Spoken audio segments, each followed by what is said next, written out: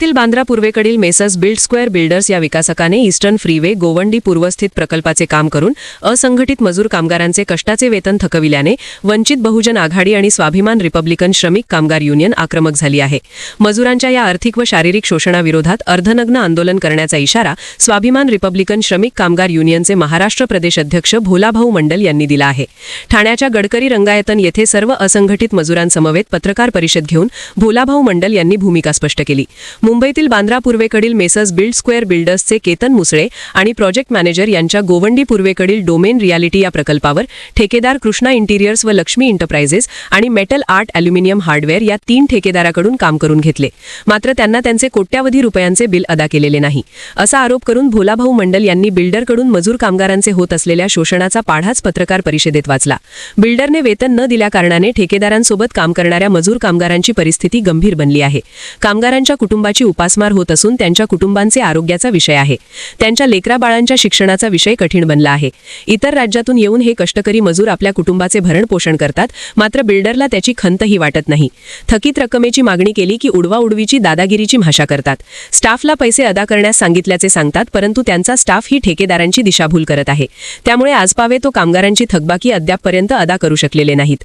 या संदर्भात पोलीस ठाण्यात तसेच स्वाभिमान रिपब्लिकन श्रमिक कामगार युनियनकडे तक्रार आल्यानंतरही बिल्डर दाद देत नसल्याने युनियन आक्रमक बनली आहे।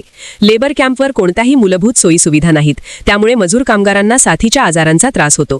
कामगार आयुक्तांकडे कामगारांची नोंदणी न करता कमी वेतनात नवख्या ठेकेदारांकडून काम करून घेऊन कामगारांचे शोषण केले जाते, याकडेही भोलाभाऊ मंडल यांनी लक्ष वेधले आहे।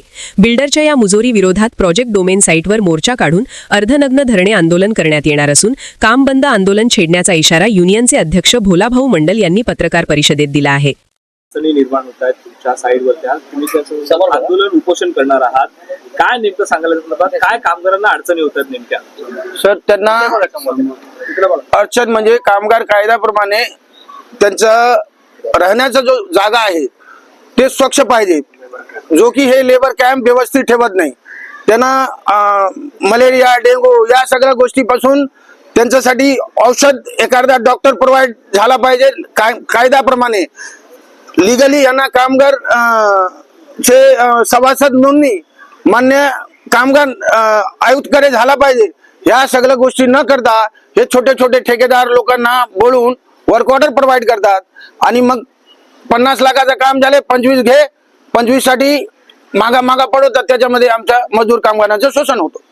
कुठे नेमकं यांना घरं जी आहेत ही जबाबदारी नेमकी आरोग्य सुविधा कुणाची नेमकी कुणाची आणि कोण याच्यामध्ये लक्ष देत असं तुम्हाला? ह्याच्यामध्ये मला असं वाटतं की कामगारचा जो मंत्री आहे, कामगार मंत्री किंवा मुख्यमंत्री साहेब जर याच्यावर स्ट्रिक्टली भूमिका घेतलेत की बाबा कामगारांचा जे काय कायदा आहे जे कायद्याचं उल्लंघन झालं नाही पाहिजे, जे लोक बाहेरून येतात काम करायला तिथं लेबर कमिशनरने प्रत्येक साईडवर फोकस दिला पाहिजे किंवा आमच्यासारख्या युनियन वाल्याला अधिकार दिला पाहिजे। आम्ही या गोष्टीचा चौकशी करू, आम्ही तपशील करू जर त्यांच्याकडे वेळ नसतील तर।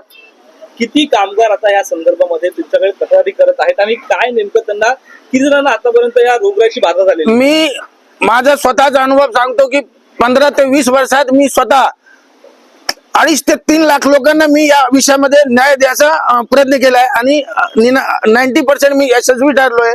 परंतु आमच्यासारखा छोटा मोठा कार्यकर्ता एवढा करू शकतो, पण शासनामध्ये जे पदाधिकारी आहे ज्यांचं एवढं मोठं पद आहे हे का करू शकत नाही?